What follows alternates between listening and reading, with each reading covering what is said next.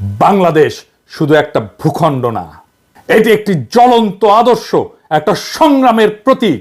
হাজার হাজার ছাত্র জনতার রক্তের বিনিময়ে অর্জিত এই মুক্ত মাতৃভূমি আমরা কারো পদতলে সমর্পণ করব না। দেশবাসীকে আহ্বান জানিয়ে বলতে চাই, গণ অভ্যুত্থান এবং জুলাই বিপ্লবে অংশগ্রহণকারী সকল রাজনৈতিক দল, ছাত্র জনতার সংস্থাগুলো একসাথে বসে ভবিষ্যতের জন্য এদেশের বৈষম্য বিরোধী উন্নয়নের নীতি কৌশল নির্ধারণ, অভিন্ন পররাষ্ট্রনীতি, প্রতিরক্ষা নীতি প্রণয়ন করতে হবে। এটাই হবে আমাদের ঐক্যের ভিত্তি।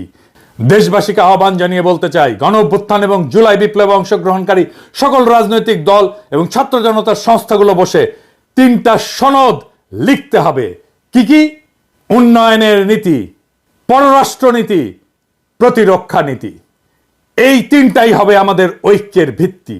ঐক্য নষ্ট করতেছি বলে যারা চিল্লান, দেখে এইটা করতে পারেন কিনা, এটা করার হিম্মত হয় কিনা। যদি চান এটা লিখে দিতেও পারি।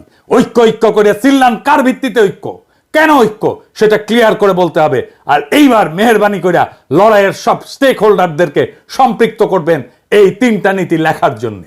এই 3টা নীতি বা 3টা সনদ লেখার জন্য জাতীয় ঐক্য তখনই সম্ভব হবে যখন একটা লিখিত বা অলিখিত চুক্তি বা সনদ বা চার্টার থাকে। নবী করিম পিস বি আপন হিম একটা চার্টার করছিলেন, মদিনা সনদ। এইরকম একটা সনদ বানান। বাংলাদেশ মুক্ত হয়েছে শুধুমাত্র ভোটের জন্য না, বাংলাদেশ মুক্ত হয়েছে একটা নতুন রাষ্ট্রের জন্য। এটা আমাদের জাতীয় মর্যাদা, স্বাধীনতা এবং ভবিষ্যৎ প্রজন্মের জন্য। এই লড়াইয়ে আমরা জয়ী হবই।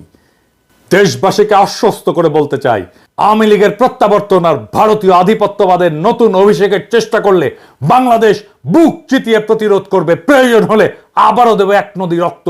তবুও সেই আওয়ামী শাসনে, ভারতের দাসত্বের জীবনে কখনো ফিরে যাব না। হয় মুক্ত স্বাধীন মাতৃভূমি অথবা মৃত্যু, এর মাঝামাঝি আর কিছু নয়। ইনকিলাব জিন্দাবাদ।